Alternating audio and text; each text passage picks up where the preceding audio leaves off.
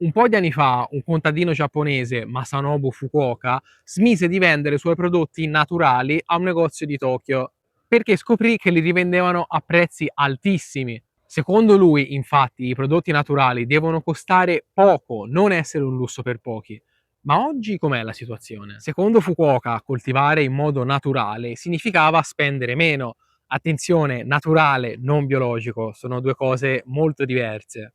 Quindi niente fertilizzanti, niente pesticidi, niente macchinari costosi. Quindi perché far pagare di più il consumatore finale? Eppure oggi succede il contrario, più una cosa è naturale e più costa. Lo vediamo anche al supermercato, dove per esempio le verdure biologiche costano molto di più di quelle coltivate con il metodo convenzionale. Se ragionassimo allo stesso modo di Fukuoka, questo sarebbe un po' un paradosso. Allora verrebbe da chiedersi, ma se con meno spese il prezzo è più alto, chi è che ci guadagna? L'agricoltore? La distribuzione?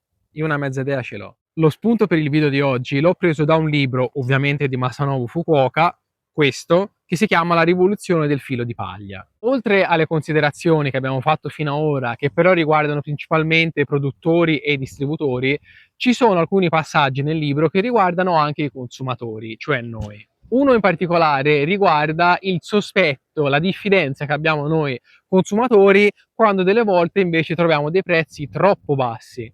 Ci chiediamo, ma com'è possibile? Ti faccio un esempio, non troppo tempo fa ho fatto caso in un supermercato che c'era un cavolfiore bello, grande e costava 1,50 euro. Presumendo che non sia stato direttamente il contadino a venderlo al supermercato quel cavolfiore o quei cavolfiori, e quindi ipotizzando che ci sia stato uno o più distributori nel mezzo, mi chiedo, ma a quel contadino quanto è stato pagato quel cavolfiore? Diciamo, non lo so, circa 20 centesimi?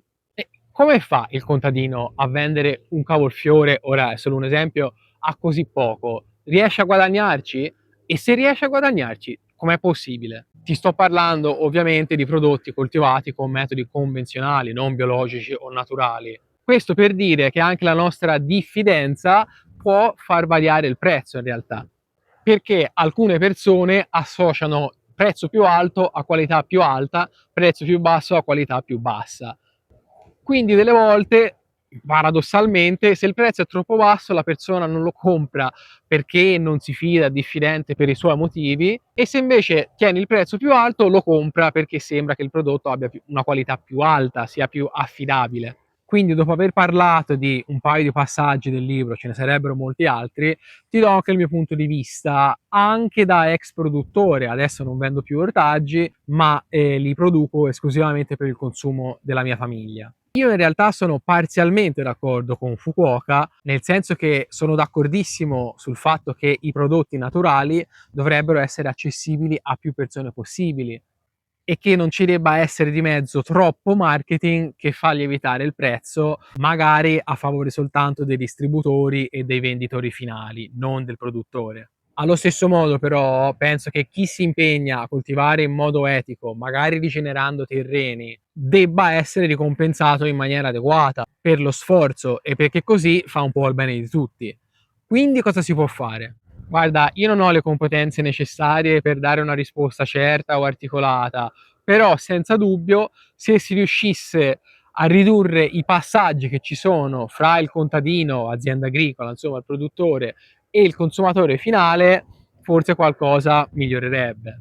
C'è da dire anche che per coltivare applicando i metodi di agricoltura naturale che per esempio applicava Fukuoka, c'è bisogno di pazienza perché per vedere dei risultati un pochino più tangibili ci vuole tanto tempo, tanta pazienza. E onestamente non sono sicuro che siano in tanti ad avere questa pazienza, anche tra coloro che al giorno d'oggi parlano o fanno agricoltura rigenerativa, perché poi c'è anche da considerare che ci sarebbe da accontentarsi di uno stile di vita diverso come quello che faceva Fukuoka, e non so in quanti al giorno d'oggi siano disposti a vivere sul monte o comunque un po' isolato come faceva lui, nelle condizioni in cui viveva lui. A questo punto vorrei sapere la tua opinione su quello di cui abbiamo parlato oggi, ovvero il prezzo dei prodotti naturali. Secondo te dovrebbero essere più alti, più bassi? Insomma, la tua opinione da consumatore. E colgo anche l'occasione per dirti che se ti fosse piaciuto il video di oggi, sul canale ne ho altri, quindi ti invito ad andare a vedere se ci fosse qualcosa che ti interessa, così facendo mi aiuteresti a far crescere il canale. Grazie mille, ciao.